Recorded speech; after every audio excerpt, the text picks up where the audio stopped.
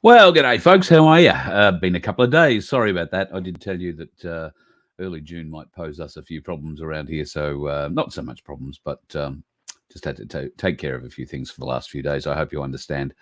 Thursday night wasn't even around here. Friday, wound up having some people that turned up and wound up helping them out until all hours of the night. And today I've spent an amazing afternoon or morning and afternoon with Paul Offey from the Freedom Truck as we put together some paperwork for him as we progress forward to his Supreme Court case, which will come up in the latter part of this year.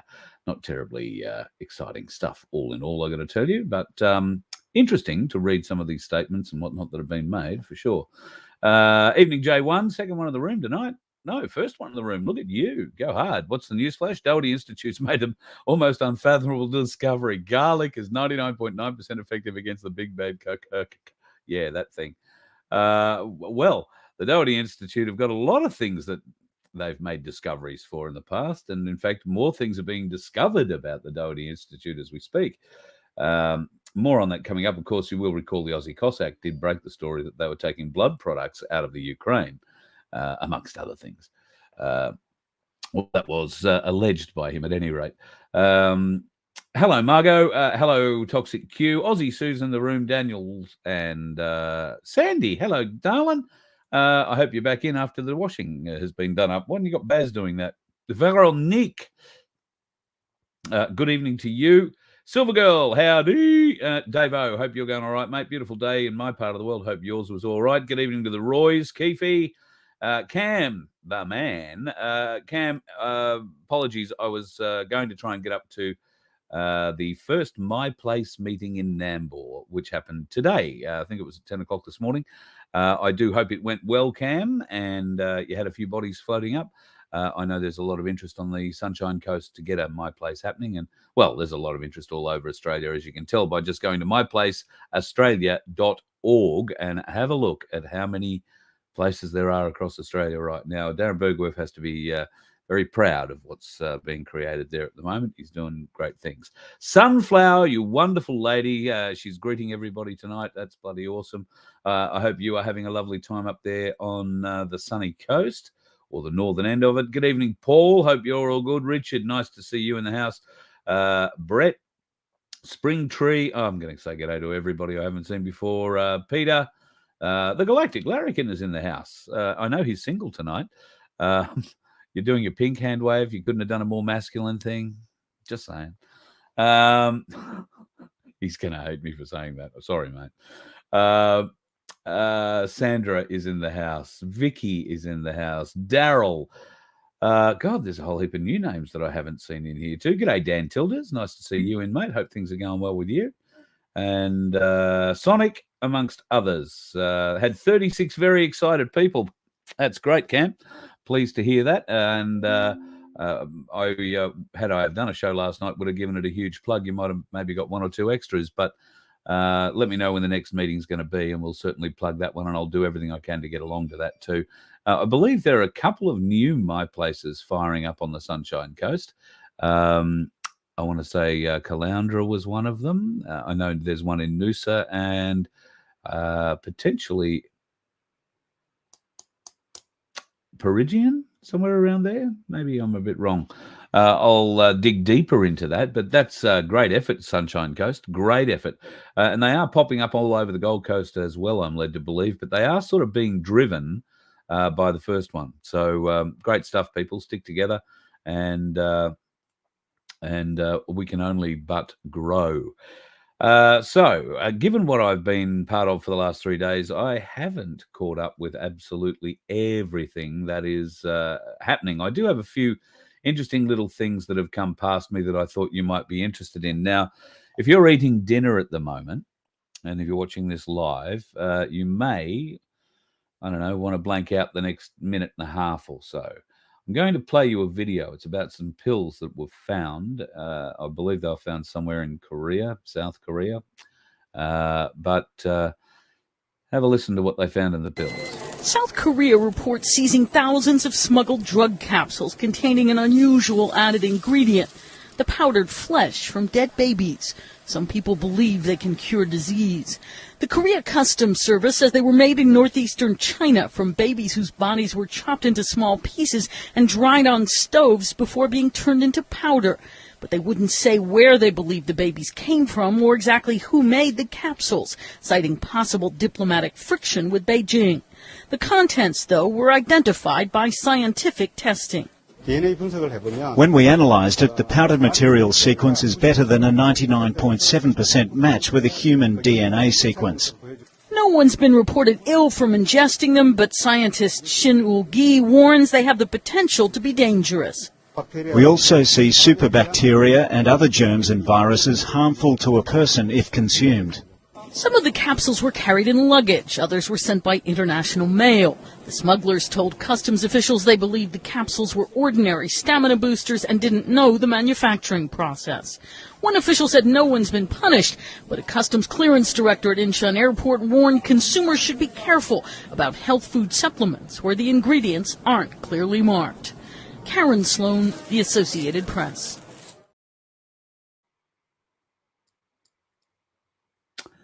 I hope that didn't spoil the meal you were eating.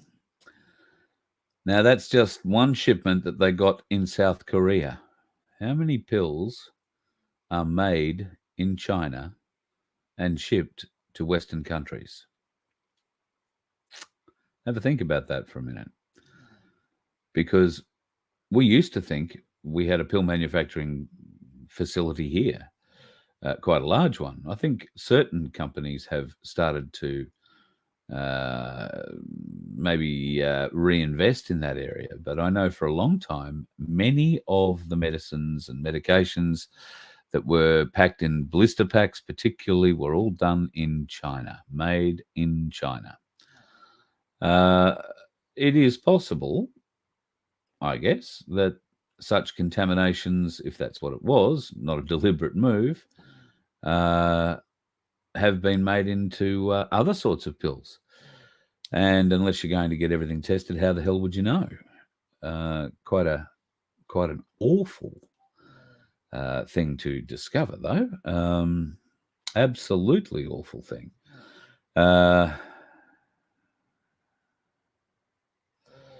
That's an interesting one there. Let me just see Alex, or expanded awareness, rather. I think I have got that particular thing to which you speak. Let me just see if I've got it here somewhere. Oh, maybe I have it there. There you go. Let's have a look at this.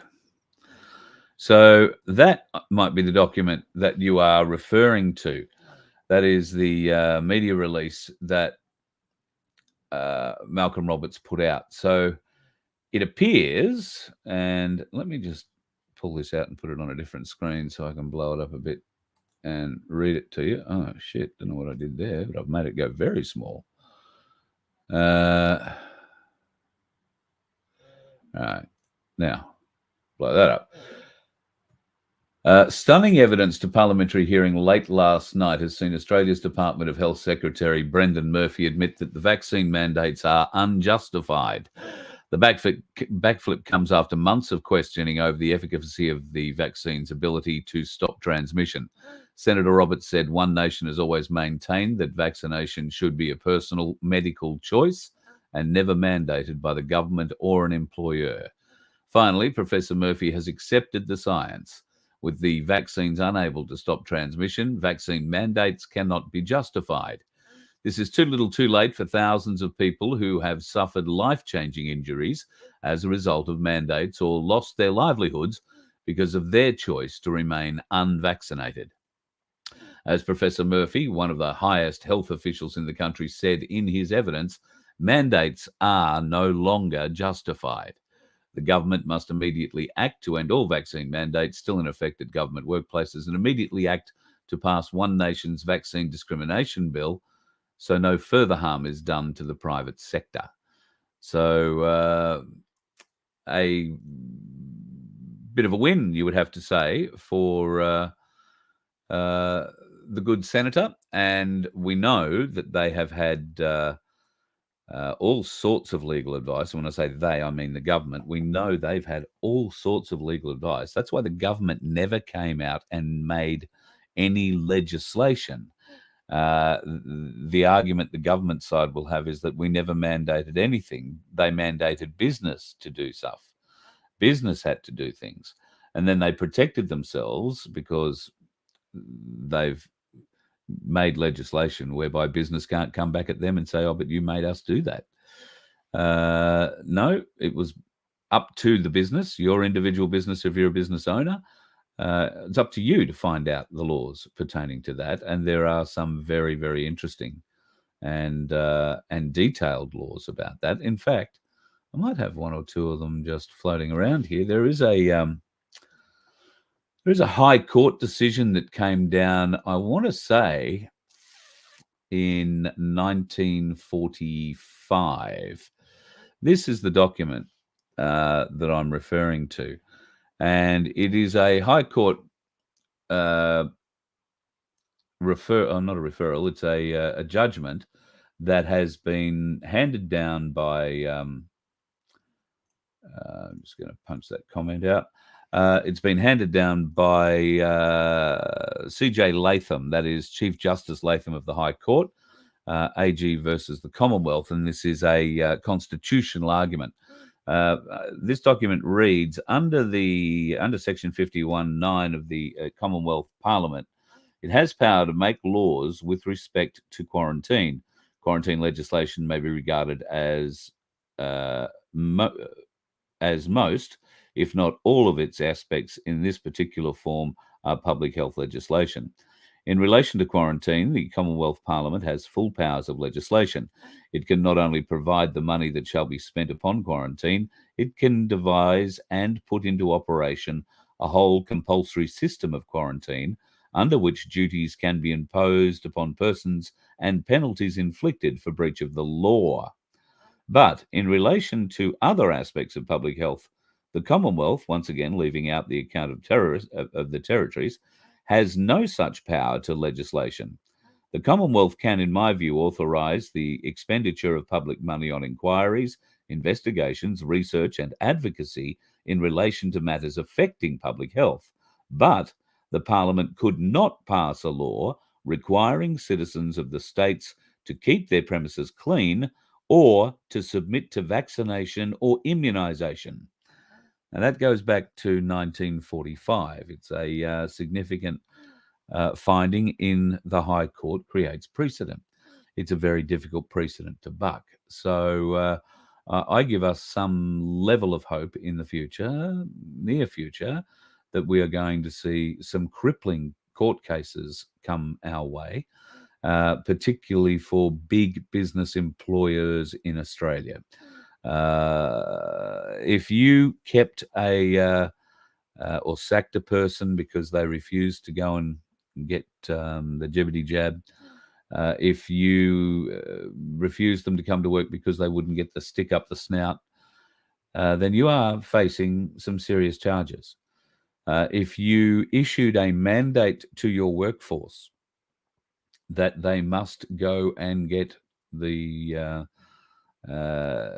spicy dart, then you are responsible for them for life.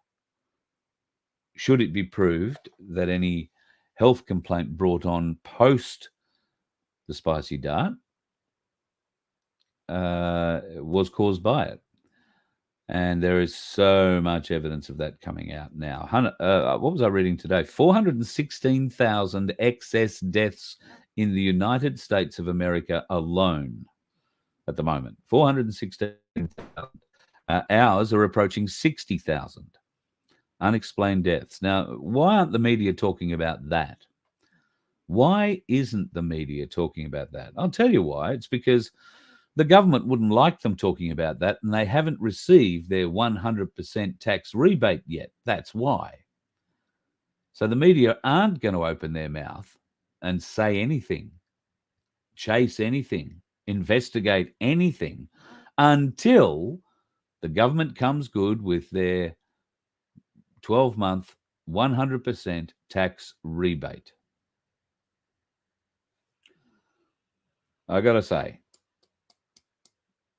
the media, the mainstream media are just corrupt bastards. And if you are thinking about calling up your local talkback radio station tomorrow morning, maybe you're in Sydney, maybe in Melbourne, maybe it's Ben Fordham, maybe it's Neil Mitchell, maybe it's, I don't even know who works on 4BC in Brisbane these days. They've been doing so much networking. So there may not be a local. I know there is in breakfast, but after that, who knows? Sophie, I want to say that Sophie works in the afternoons on 4BC these days. So maybe you can give her a call and see what she thinks about that. You know, is it fair that the media doesn't get to pay tax for 12 months or pays tax and gets it all back when your business that suffered so badly during the lockdowns and associated other intrusions that government made into your life, is it fair that you don't get 100% tax back rebate for 12 months? Why is it the media are special and get it? Considering they're already given about $32 million as a top-up for the money they lost during advertising during the COVID period, during the lockdown. Not too many businesses were open, so not too many big points in advertising it. So I don't know.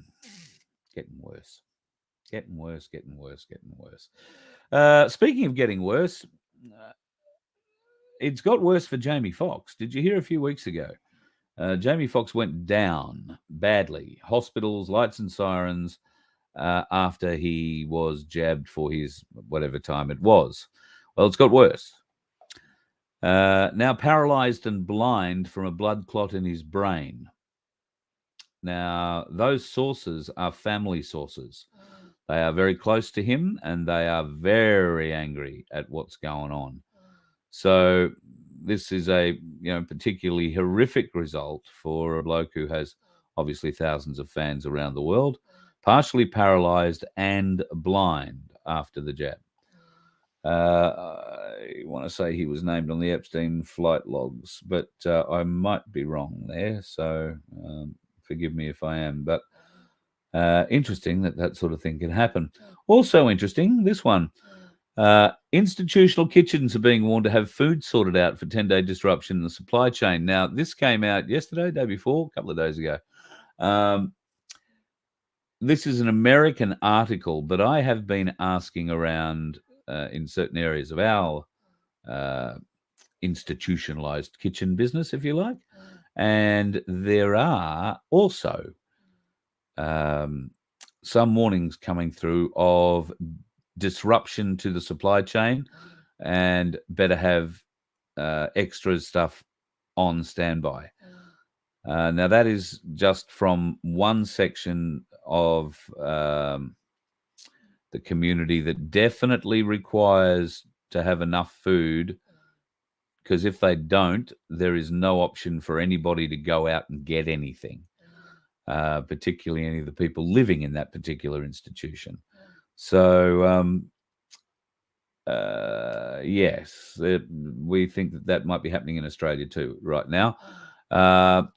Dates of interest in the report coming out of America, and I think this was one of the Voice of the People articles maybe, really making sure, pushing it, that you make sure you've got enough food to get you through a 10-day period. Now, the NATO exercise in Europe from June 12 to 24 near the Ukrainian conflict, if that goes hot and there's some sort of massive exchange with Russia, that's when we might expect some kind of a supply chain deficit, if you know what I mean. It could be that trigger event we're looking for. And the NATO exercise, if you are unaware, NATO have been training 60,000 or more troops. I want to say it's in Poland or somewhere close, using NATO equipment /American /British /French /German equipment, and teaching Ukrainians how to use that equipment. There is this big exercise coming up June 12. It's a 2-week exercise. How crazy would they have to be to run that side by side with the Russians, within a artillery shell's distance over the border? But It does look like that's the kind of thing they are doing at the moment. I would suggest that the next few weeks, particularly around Ukraine, Russia, Poland area, watch NATO. They're going to be pushing very hard to have a big war. And unfortunately, I think they're finding they're losing support hand over fist in many, many, many areas for it. Donald Trump's been very active. Big speech day before yesterday, and a very positive speech, a very uplifting speech for Americans. In fact, very uplifting for the world, I would say. My plan is over the next day or two to cut some of that out, and I'll bring it to you. We'll be able to have a bit of a comment on it. He was quizzed about what was going to happen with the trans laws that were being enacted in the US and associated other things. He made it very clear that he was going to be acting against those and anything else that impacted on the quality of family. Just as I heard that bit, this popped up on my screen. I was scrolling through, I think this came off Facebook. Now, I didn't click on the ad to find out what they were. I just took this screenshot, got distracted, went off, did something else. But as my daughter put it, that thing on the left there looks like it has what did she call it? A baboon's prolapsed arsehole hanging out of it. Those of you who've met my daughter will understand her turn of phrase.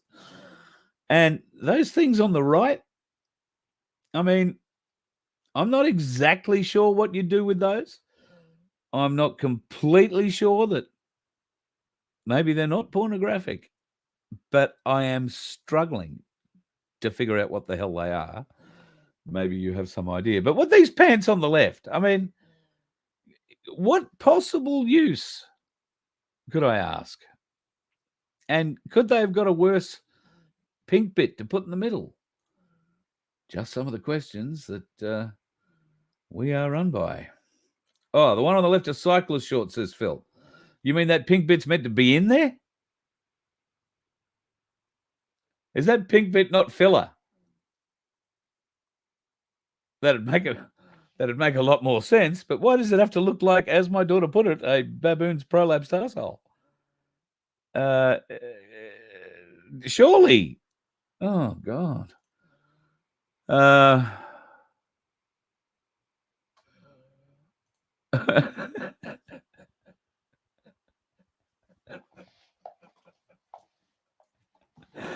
Yep. Thanks, Apache. Thanks.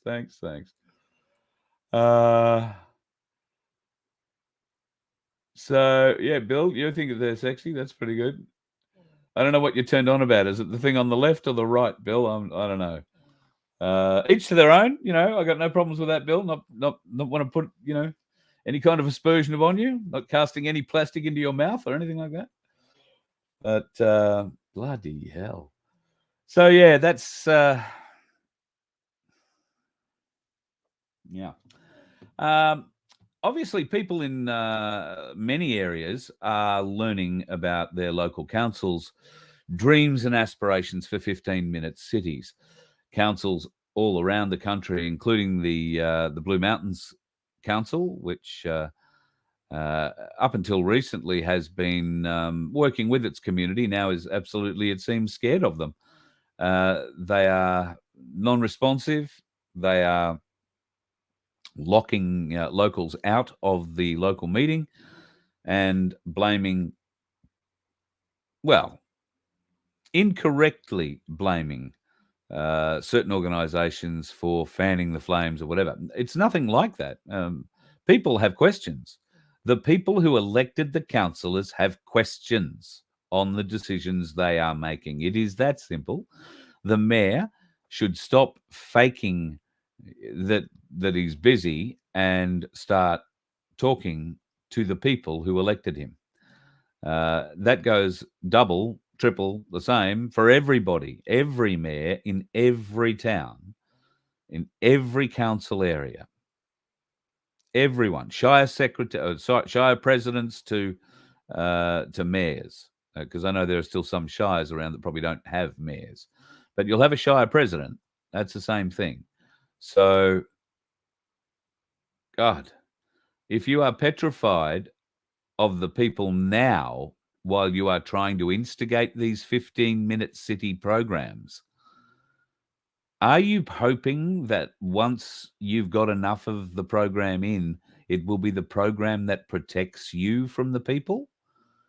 Because I don't know where you've grown up in the world, but if you keep ignoring the people who want to come and civilly speak, have their say at a local council meeting, and the local councillors keep telling lies, keep grasping at straws, keep making up fantasies about threats or feeling threatened or feeling intimidated. We don't really care about your feelings. You weren't elected for your feelings. You were elected to do the right thing by the people. Now, whether or not the people had their eyes wide open when they were electing you, because let's face it, local council elections are often seen by Australians as a complete and utter waste of friggin' time and a pain in the ass. Most people only turn up if they are locally politically awake to vote for a candidate because they happen to know them. How many local council elections do you do? Oh, well, righto, yeah, okay, I'll go down and vote for whoever is the bloke in my ward or my area. Having never seen that person, never recognised them in the street, much less them you, never had a conversation with them over the bananas and coals, and yet you're prepared to put them into a position of power over the community. Wake up, folks. Got to stop electing these tards.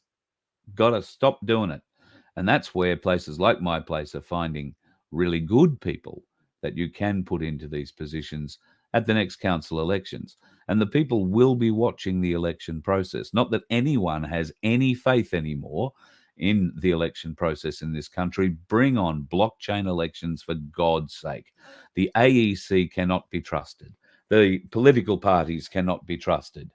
I don't know that the scrutineers or the counters or the whoever the hell it is can be trusted. I don't know that the machines doing the counting can be trusted. I don't know that the AI behind it all can be trusted. In fact, bring on blockchain. That's about all we can do. Bring on bloody blockchain. Forest of Fallen is coming to Toowoomba next weekend, Elizabeth says. Get me some details on that, Elizabeth. And I'll see whether or not I can't give you a little bit of a push. There are plenty of Forests of the Fallen happening around the country at the moment. I want to say in Rockhampton the other day, I'm going to be stretching the memory here. I want to say there were 230 in the Forest of the Fallen in Rockhampton when we were up there a fortnight ago. Sad, tragic. Obviously, Canberra had many, many more. There were many in the Forest of the Fallen in Canberra. In Melbourne, I think that's over 800 now that they're putting out. There are obviously plenty I've missed at the moment, but there are huge numbers. And that is because our unexpected death rate is through the roof. How many funerals have you been to this year, folks? Ask your friends who don't understand what's going on and still doubt that there is some kind of battle happening. Ask them how many funerals they've been to this year or in the last 12 months. Ask them how many they normally go to in 12 months. One or two? Usually not too many more than that, unless you're having a really bad year. But, there are plenty of people been to 6 or 7 already this year. This is terribly, terribly sad. And it's not going to get any better. Thankfully, it looks like Senator Roberts and Senator Antic are both pursuing the bureaucrats involved. I've been watching a lot of Senate testimony. They are in Senate estimates and able to ask certain questions of certain people, including the health minister and amongst others, the bureaucrats behind putting some of these decisions together that kept us locked down. It's a long and slow process to do this through a parliamentary process, but it's a bit like the legal mill. You know what they say? The mill grinds exceedingly slowly, but it grinds exceedingly fine. That is what they are essentially doing in Parliament. And you'll see them, asking questions they all know the answers to and know they're not going to get a straight answer to. But this is leaving a paper trail. This is leaving an evidence trail that they were asked and they lied, or they were asked and had the opportunity to tell the truth and they obfuscated or didn't tell the whole truth or didn't come back with the answers as they had given an undertaking to do under oath. Everything in those Senate estimates is done under oath. So keep watching that space. I think the senators are working that pretty hard, and I have sent through channels a request to both Senator Roberts and Senator Antic to start prosecuting the Australian Federal Police representative, Reece Kershaw, I think his name is, the commissioner there, and the head of ASIO, Mr. Burgess. More questions for them about our involvement with Five Eyes and exactly what information the FBI, now proven to be corrupt beyond anyone's expectation, but corrupt from the top down to significant levels, certainly levels that would have been involved in the information sharing process within the Five Eyes platform. And we would like to know exactly what trust levels and why the Australian Federal Police would have any trust in information passed down by the FBI, given that it has been proven to be so fraudulent, so fake, so corrupted. We would like to know what actions the AFP took on information the FBI passed down to them that has been proven fraudulent, fake, and deceptive in every way. We would like to know what actions the AFP took in relation to their own investigation into that information that was shared from the FBI. And I think we would like to know all communications between the AFP and the FBI regarding the Alexander Downer, George Papadopoulos conversation. I think we would also like to get some indication of what involvement the Department of Foreign Affairs had, and for that matter, Malcolm Turnbull at that time, what communications there were between the Ponzi Downer and the equally Ponzi Turnbull, and what plans were hatched, what emails there are, what paper trail. Because between the time of the Papadopoulos Downer conversation and the AFP telling the FBI about that conversation, there's about a 4-month lapse. So what happened in that 4 months? I'd be very interested if the senators could ask that and other questions to both the head of ASIO and the head of the AFP, should they get the opportunity to call them in front of estimates, because they're not going to give us the answers. As you saw the other day, they've replied to my email request for an interview rather succinctly and said, no, we can't facilitate that. I was going to go and send the Galactic Larrikins down to do a face-to-face, but no, you could go and stand out the front there all day and they're not going to talk to you. Pretty piss poor. Angela, Southern Grampian Shire is pretty woke. I think they're all pretty woke. Are they doing drag queen fairy tale time in your local council halls? I mean, I can see that happening around Halls Gap, a bunch of drag queens sitting around outside there, ducking koala shit and spinning their stories. Very unpleasant. Hey, yeah, Bill, you're right. Blockchain election, far too transparent, but the people would love it, wouldn't they? And it will be exactly what the people need going forward. We have, thankfully, somebody's waking up to themselves. I saw an American police officer today release a video to his police colleagues around the country, urging them not to do the bidding of their officers, their higher-ups, if those orders are against the Constitution. He outlined a number of different ways forward, ways that they could maybe lessen the fallout, but he was quite adamant that all police officers should be obeying the Constitution and not obeying the illegal orders that are being handed down by some of their bosses. And those bosses should be taken in cuffs and put in a cell and dealt with at the appropriate time for trying to issue orders. It doesn't matter what rank he said, you've got to stand up to it. You've got to stand up to it. So it's good to see one bloke starting the ball rolling in America. Can we get an Australian policeman to do the same, I ask you? I doubt it. Not on current form, but who knows? A current serving police officer in uniform coming out with that kind of a message would be very, very powerful indeed.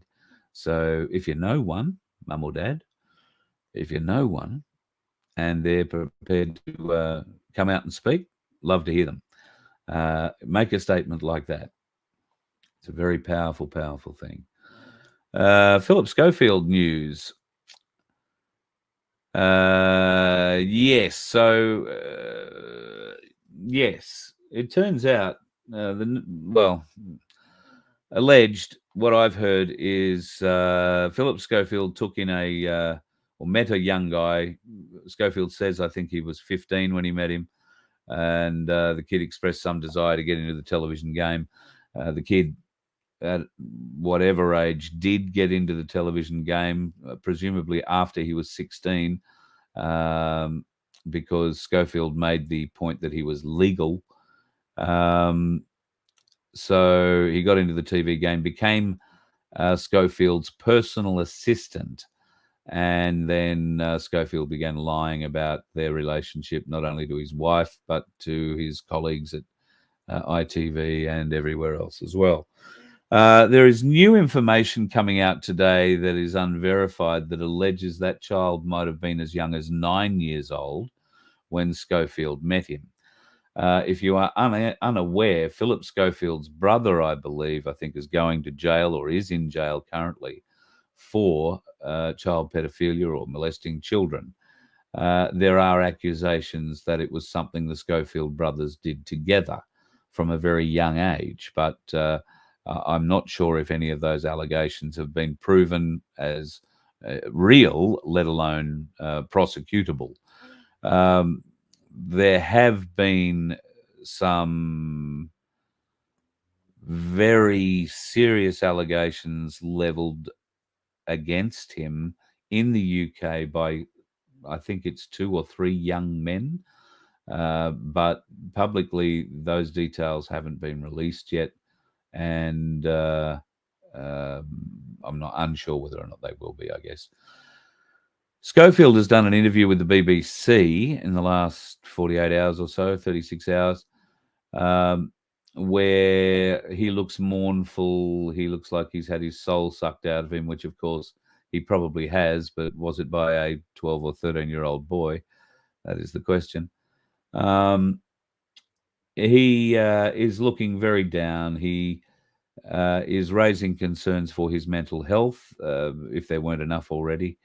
But he has said he has considered committing suicide on more than one occasion in the last week. So I dare say somebody will be on Phil watch, trying to make sure that doesn't happen for whatever reason. Now, at this stage of the game, as far as I am aware, there are no charges leveled against Phillip Schofield.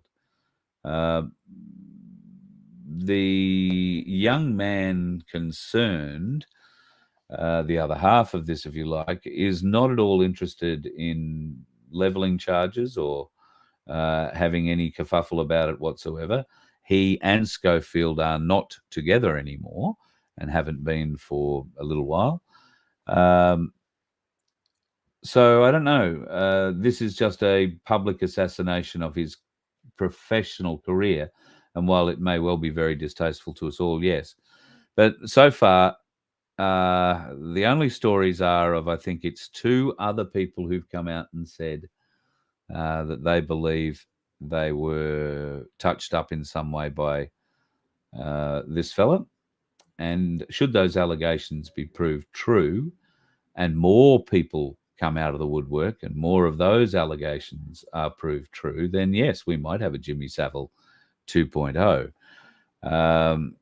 the sad thing about that is if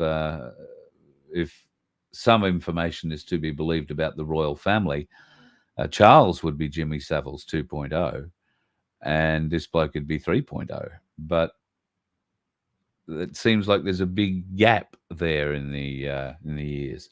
Anyway, somebody asked me the other day whether or not there were pedophiles in the Australian media. Look, I have no doubt there probably are, but I can't point to one. I remember having a conversation many years ago with a famous Australian TV producer who had been working in the industry for many, many, many years by the time I met him. Now, he was working at the time on one of the most successful television shows in Australia, had been running for that stage, I want to say, 20 plus years. And it had some hurdles thrown at it over the time, including significant time changes and slots. But they fought on. And I was talking to him.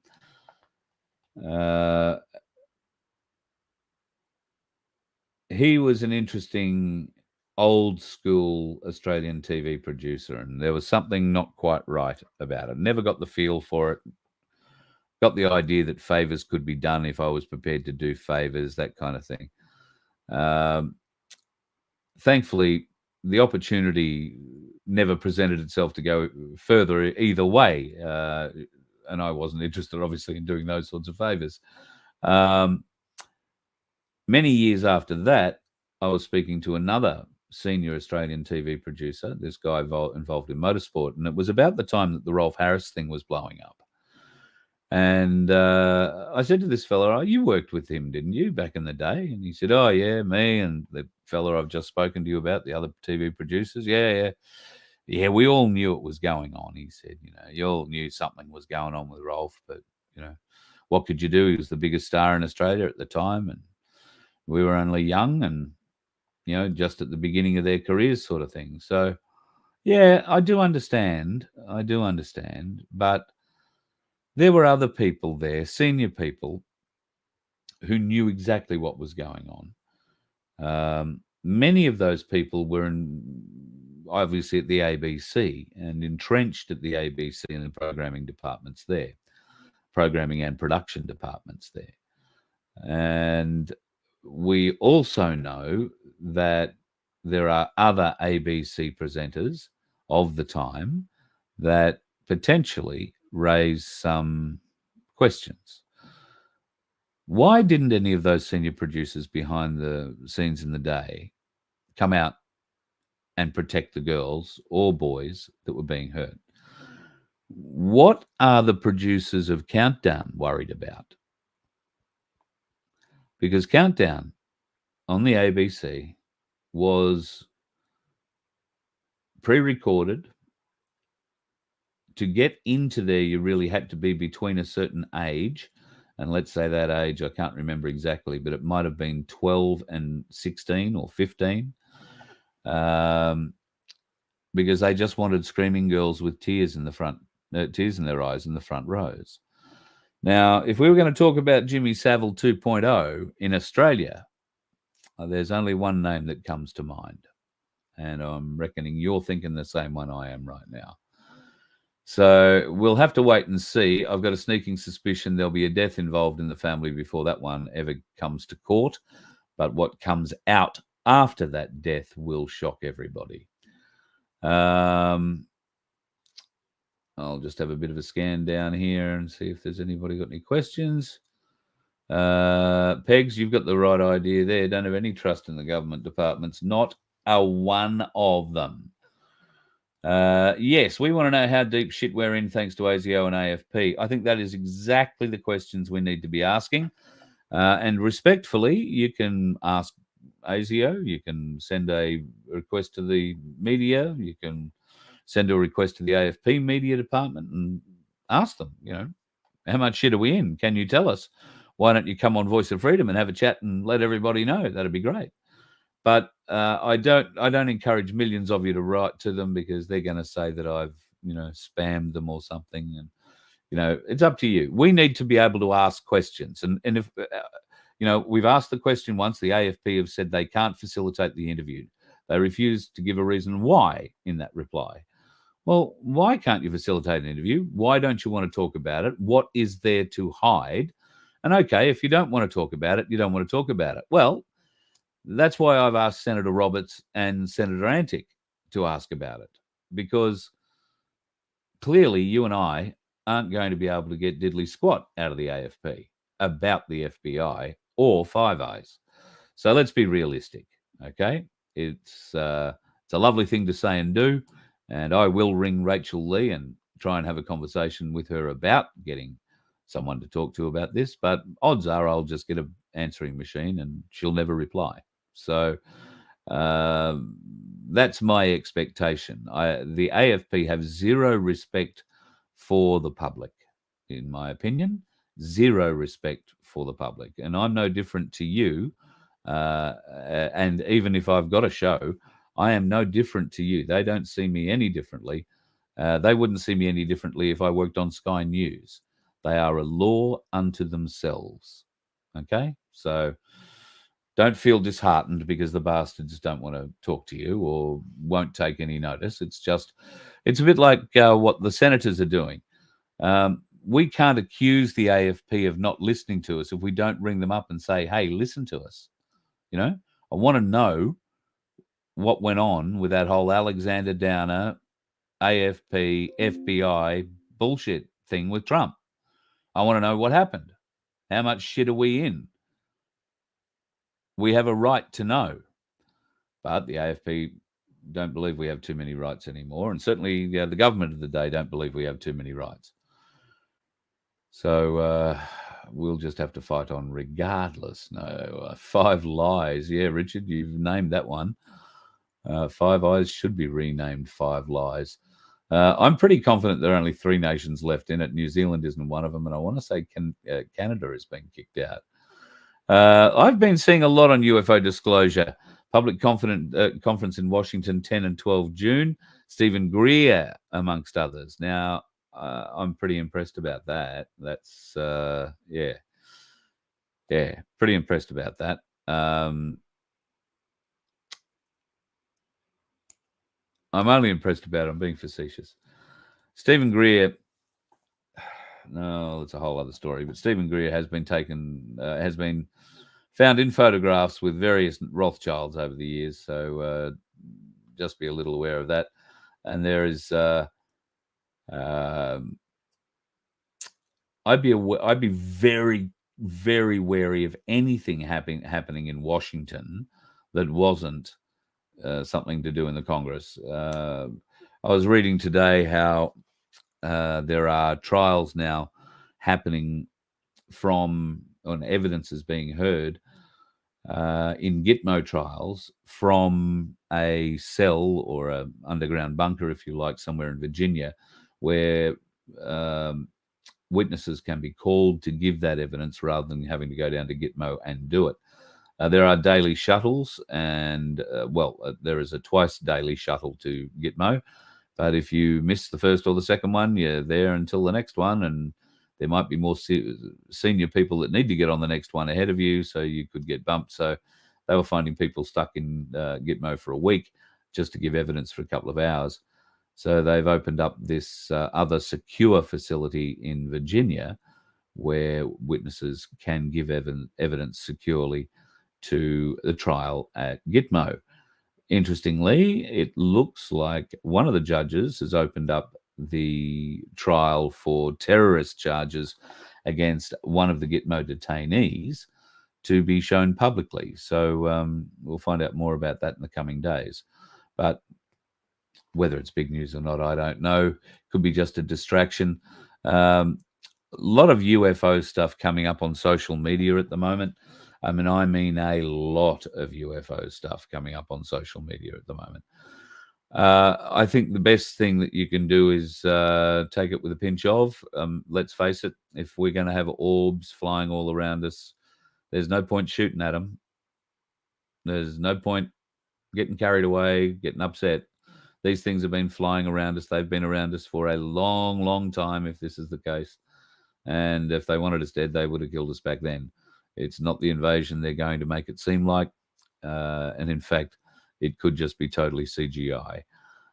Don't believe what you see on your televisions, folks, particularly out of mainstream media news. It's mostly made up. Really, truly, mostly made up. So don't go believing that sort of shit. CGI is a magnificent tool, and they have the best in the business working at it out of the CIA. Okay, I'm just going to scroll down here a little bit more. Jamie Dimond, yeah, I've heard that, that he's going to expose the Epstein crimes fairly soon.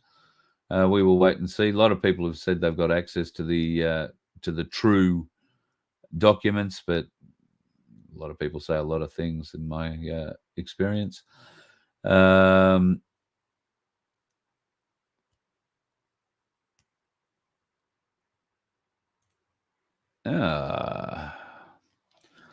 Now, this is interesting. As Schofield UK disclosed and our war criminal soldier revealed, you'd be speaking about Ben Roberts-Smith there, I gather.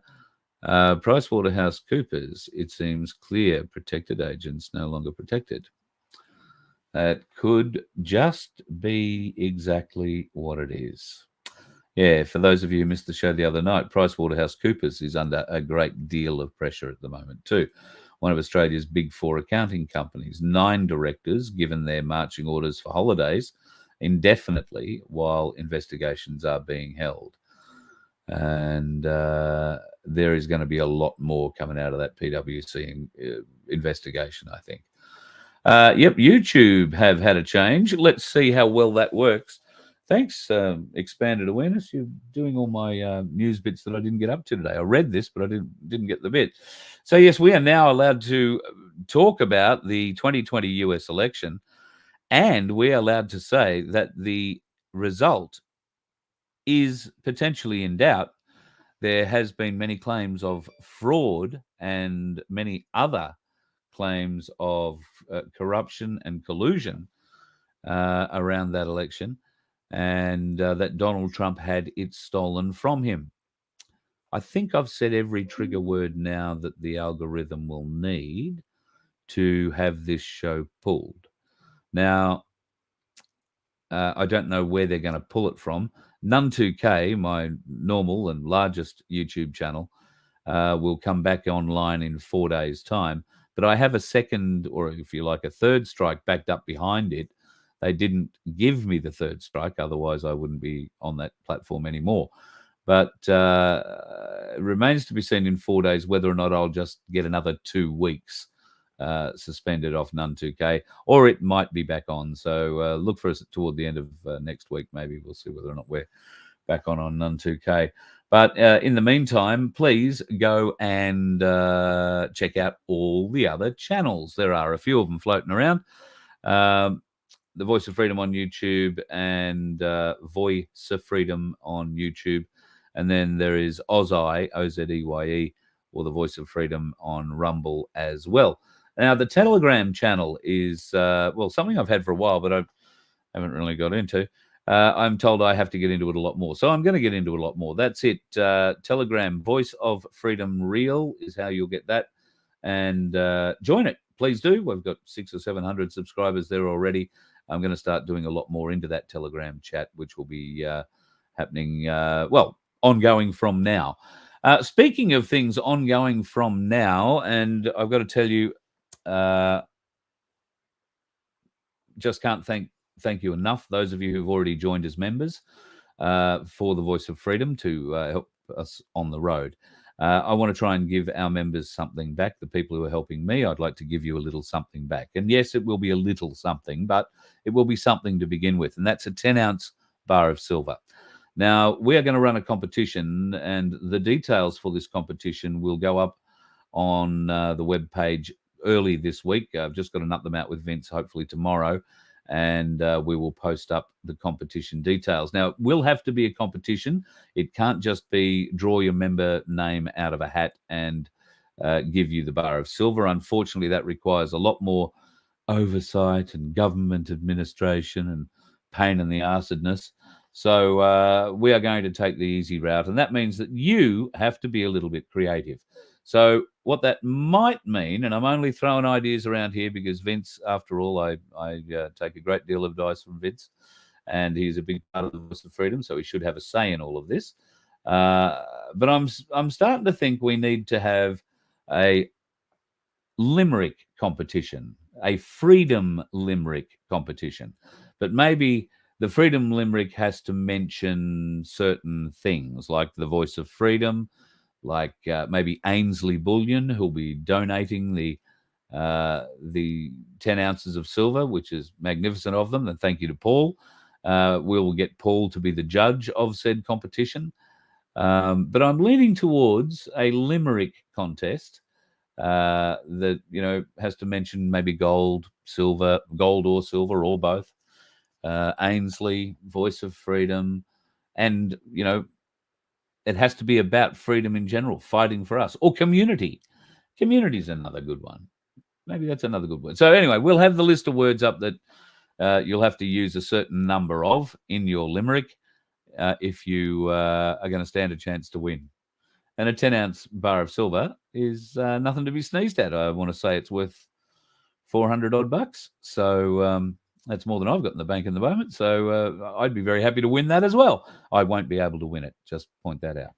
But it'll only be members who can win it. So if you aren't a member and you'd like a chance with the limerick competition, then go over to Voice of Freedom right now, vofhq.com, and sign up to be a member. And then next week you'll be able to log in as a member and put your entry securely in. So unless Vince has got a better idea, I'm still leaning towards the limerick thing. I quite like limericks. We can read a few of them out every night. And over the course of the month, we'll get as many in as we can. And we will end the contest on the 30th of June and draw it in the days after, you know, in the first week of July, at the convenience of Paul from Ainsley. I'll go in there and we'll film that if you like. And then we will be able to send your bar directly to you once we contact you. But you'll only be able to be contacted if you are a member. And the only way to be a member is to go into the website and join, vofhq.com. If you don't want to be a member, but you wouldn't mind flinging us a few dollars, then you can hit the donate button there too, folks. And thank you to anybody who decides to do that. It goes to keeping us on the road. And we are about to try and hit the road again, of course, heading north and south. I know, not at the same time. It would be a splitting experience. But with a little bit of luck, we'll have John on the road up north very soon and heading up to, well, all parts between Brisbane and Cooktown, I think, is basically the plan. So, yeah, it's going to be pretty wild. Yeah, Keith, I'm with you. The Great Awakening is certainly coming on its way. The comics is down to 28 million ounces. That's interesting, Richard. One to keep watching. That was my feeling too, Angela. 100%. When Koshi goes, there's something on the nose. So, yeah. Too bad employees with ITV. Fred the weatherman's involved. Jeez. I don't know. Could be the whole lot yet. ITV will be dead by the end of next week. Hi, Chad. Didn't see you in here earlier. Nice to see you in, mate. Hope things go well in Cambodia. What happened to the TV shows? Yeah, good question. Very good question from the Larrikins. After hours, we could use those, I would have thought. Don't you? Bloody oath. Move in and have a go. Sounds like we're describing the Three Stooges. Well, if you've seen the Galactic Larrikins and I running around, it's sort of a bit like the Three Stooges, although everybody's curly.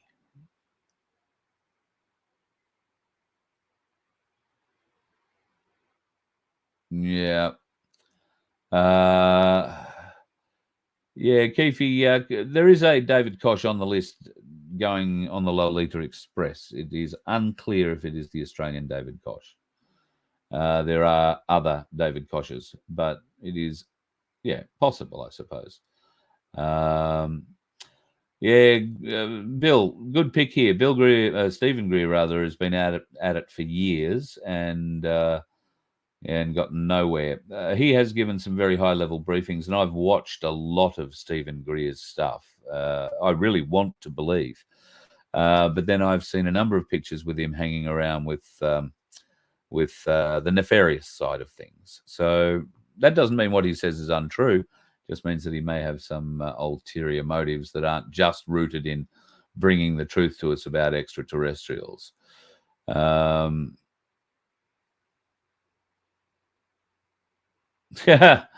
Red Netflix, try that one. Trump won the 2020 election. Yep, I don't know. I reckon should have hit enough triggers in that algorithm by now to really upset it.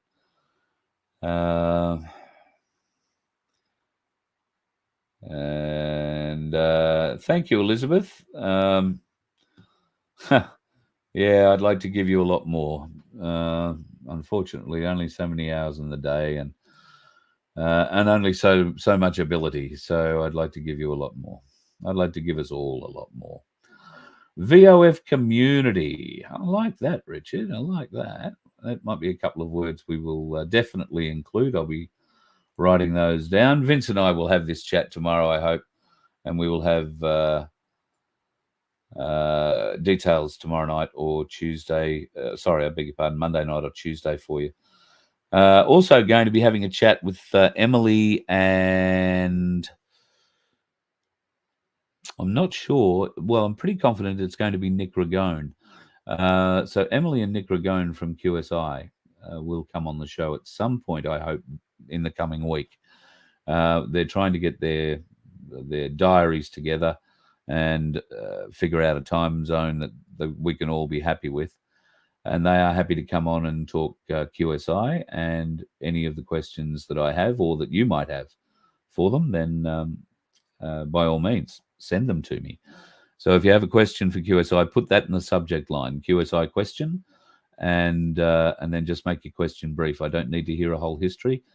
Just need to know what your question is, and I will make sure that we get those questions up to Emily and Nick when they come through. But I'm led to believe that they are open to answering any and all questions, and at the moment they are fairly busy. I guess we're all busy. I've been told now for the better part of a week that they're going to come and join me. So just waiting for the message to say, hey, listen, we're coming to join you. The longer it goes, the less hope I've got, really, if I'm honest. But yeah. I see the Galactic Larrikin has begun his limerick. There was a young man from Nantucket. I don't know how you're going to mention Voice of Freedom after that, but good luck. Yeah, the debt ceiling has been reached, yeah, but they've signed the agreement. So something's gone on in the background because McCarthy and Biden signed an agreement last night or early this morning, our time, and now the debt ceiling will not be breached. There will be money funded from the 5th of June, which was when they were going to run out of money, and life is back to normal in the Congress. What concessions were made by Biden? Some considerable ones, I'm led to believe. A lot of spending has been trimmed, a lot of spending. So a lot of programs that Biden was hoping to hang his hat on, that too has been trimmed. And of course, there are some magnificent memes. I didn't have time to rip it and show it to you tonight. But of course, if you haven't seen him at the Marine Passing Out Parade, I think it was, where he's got completely lost walking onto the stage, given a mumbling address, and then as some of those presented with their paperwork, their award, if you like, as they're marching out, he goes to walk off the wrong side of the stage, stumbles over his own feet and falls flat on his face. Seriously, there is some weird shit going on there at the moment with him.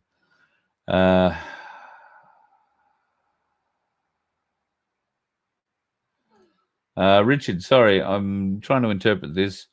Not buy VIX at $15 at the same time, sell the QQQ, check Target and Costco. Okay, I must be reading half a conversation there, so I apologize. Yes, Karl Stefanovic. Interesting times for him. No sign of him going. No, not that there was of Koshy, but the industry had sort of been expecting Koshy to go from last year. And I see today Channel 7 has pumped out some fluff stories about Matt Shervington and how Koshy stayed around to give Matt, more time to get into the seat and that kind of thing. I've actually heard that Dr. Chris Brown is going to walk into the seat at Sunrise, not Matt Shervington. But that could be wrong. He is leaving or has left Channel 10 after however many successful seasons with I'm a Celebrity, Get Me Out of Here, or whatever it is. What is it? Celebrity in the Jungle thing? Never watched it. And what are Channel 7 going to do? Put on another vet TV show? So it would need to be an attractive package to get him over, one would have thought. And I would have thought that Sunrise beside Natalie Barr, he'd come up pretty well. She'd be pretty happy about that. There should be a bit of chemistry there. They've known each other for years. Would be a good fit. But they might be going with Matt. And after all, for those of us who have ever seen Matt Shervington, if you are too young to remember Matt Shervington as a sprinter, can I highly recommend that you go and watch what I think was one of the most stunning bits of directorial decision-making I've ever seen in a sport. Watching Matt Shervington run the 100 metres from a front-on position in his onesie. I just, wow. All I can say is, no, I'm not going to say that because these days it could go either way. You don't know who was directing, male or female back in the day. Either way, they would have enjoyed it. What happened to Cooker Watch? Haven't seen it lately. Well, I don't know. I don't have to go. I don't go there. So I don't know what they're doing. Got no idea. I have had the odd occasion to email Cooker Watch, and I must say the replies are much less filled with hate, which is good. She contacted me about the QSI thing, and I hooked her up with Vince. She had some information she wanted to share when Vince was doing his investigation there, and I've got to say she was quite helpful in that. I've since had a conversation with her about all of that, and I've asked her the same question. Where is the victim? Show me the victim. And we've agreed to disagree. She agrees that she can't show me the victim, but she also seems to think that it's because I'm being too narrow in my definition of what the victim is. So I'd said to her, would you use any definition of victim you like and go away and come back and show me one of them? That's all I need. But just don't change the definition of victim and what we're doing. But that's something I don't think that she's been able to do yet. I haven't received an email that says she has.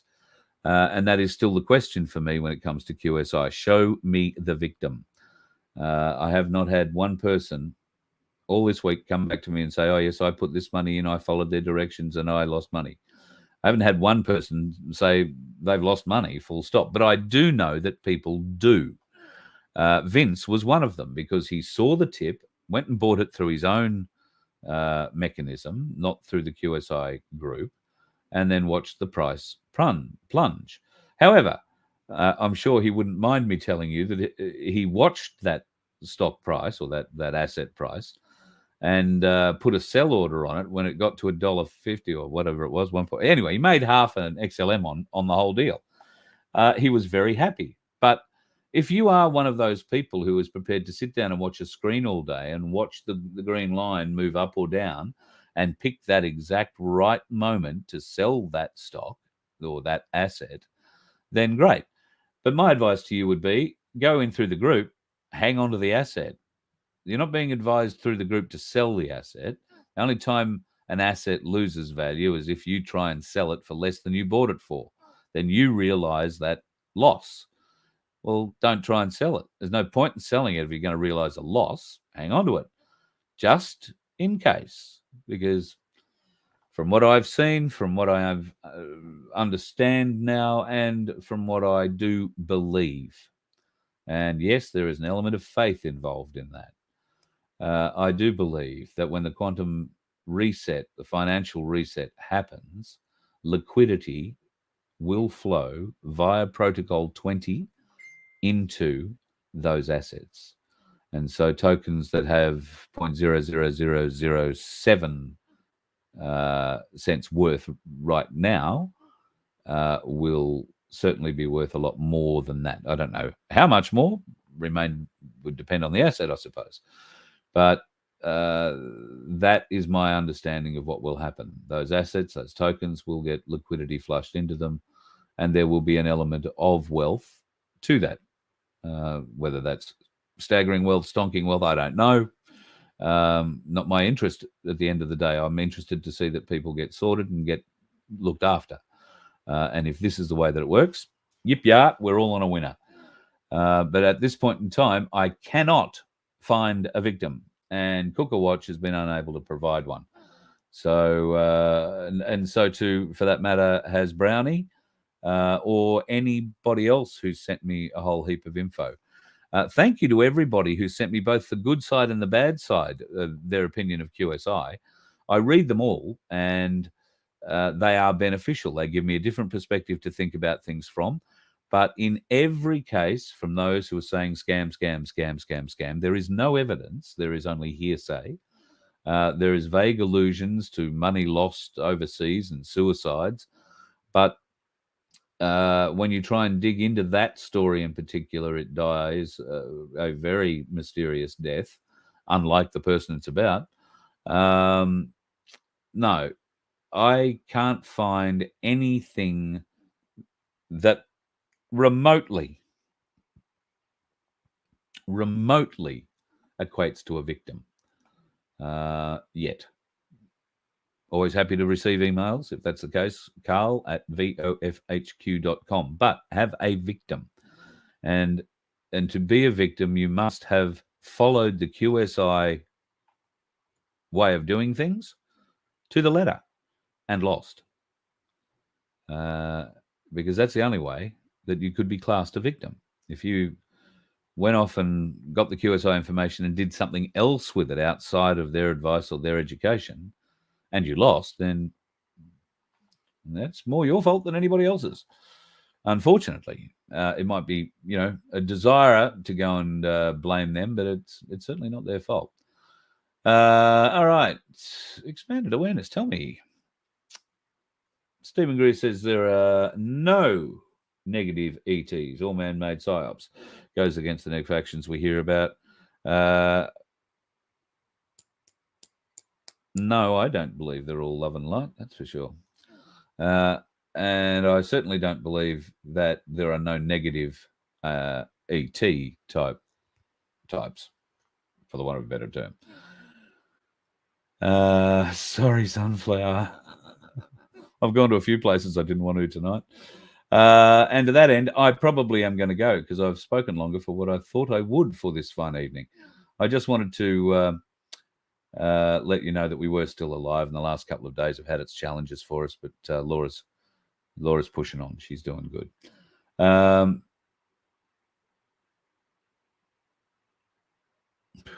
Wow. Okay, Richard, that's one to share with us. Banks are offering 2% interest, 1 month treasury bonds, 6% from the Fed. That's why the bank runs are happening in America.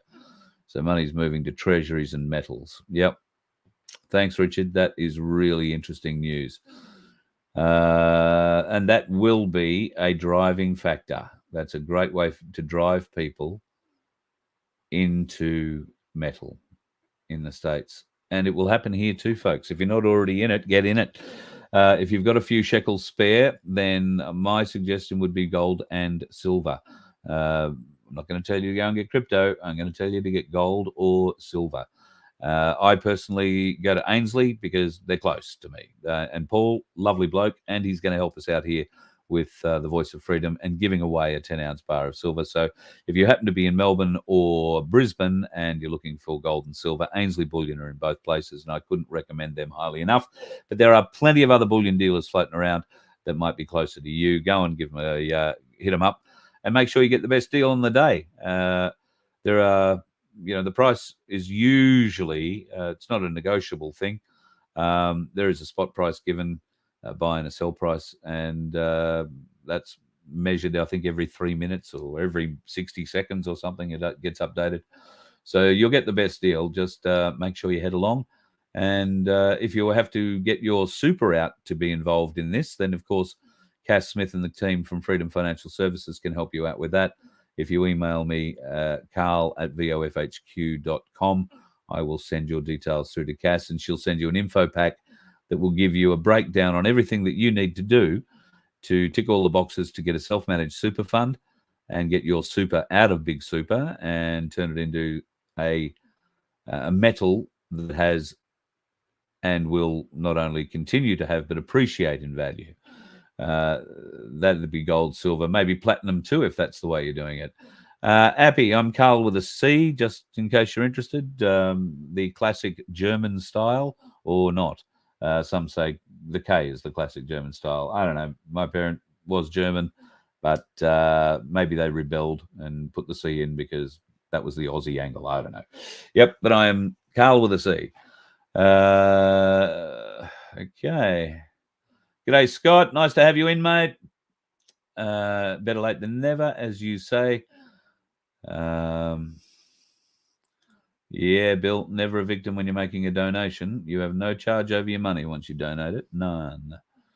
Good on you, Phil. All right, folks, I'm going to leave it there. Seems like everybody's having a good night.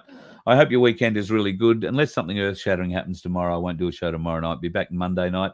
I hope next week to organise Des and Des back from the Rockhampton Anti-Discrimination Council. Really keen to get those two guys back in to chat more. I've actually had some conversations this week while I've been out and about with people about them who've seen that interview, and they're very keen to keep up more. So, Melody, I'll be giving you a call. Have no fear, and we'll line that up for one day next week. I've made a couple of calls to Lumpo to find out what's going on there. Phone rings out. I left a message, so I guess when he gets back, we will get a call from him or we won't. Don't know.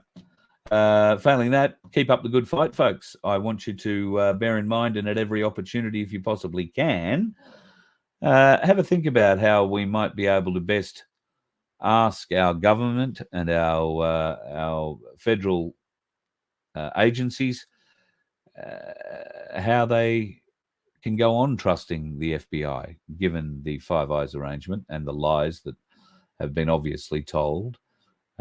So blatantly told and so easily shown up inside the Durham report. If you haven't seen the Durham report yet, and it really is only relating to one small part of the last 8 years, but it is entirely surrounding the 2020 Russia collusion scandal and all of that, and it links into certain other areas as well. Highly recommend you read it if you are up for, well, it's a dry read, I'll admit you, but it's better than hanging out on the road with the dickheads. What can I say? You let one ant stand up to us, then they all might stand up.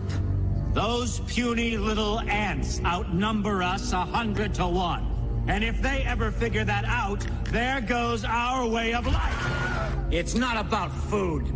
It's about keeping those ants in line. That's why we're going back. Does anybody else want to stay? Let's ride!